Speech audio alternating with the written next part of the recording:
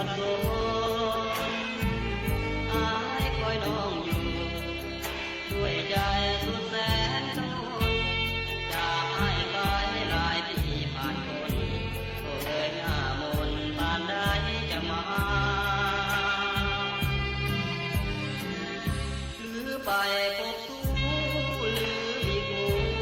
ใหม่ยังก่อนอายนี้สุดจะอาวรณ์บังอ่อนข้าบ่เมตตาขอน้อมบนให้เทวันทั้งเจ้าอินทราโปรดจงได้สงสารตัวข้าให้ยอดที่ว่าได้คำลือ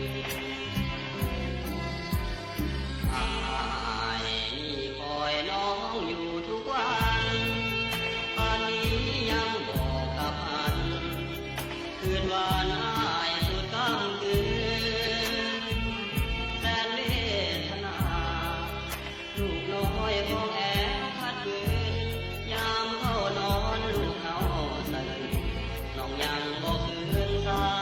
ให้ยารีบมาเถิดน้อ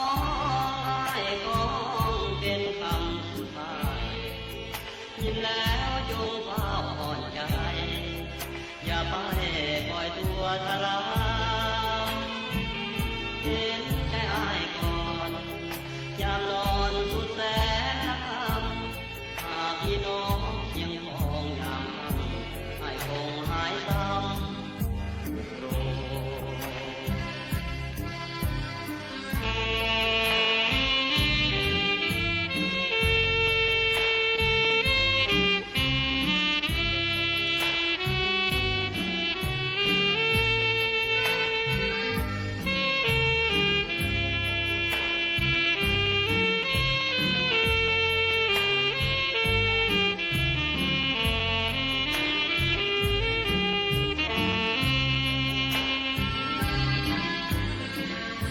รีบมาเถิดน้องอ้ายของเห็นคำสุดท้ายยินแล้วจงเฝ้าอ่อนใจอย่าไปปล่อยตัวทรมเห็นใจอ้ายก่อนยามนอนสุดแสนน้ำหากพี่น้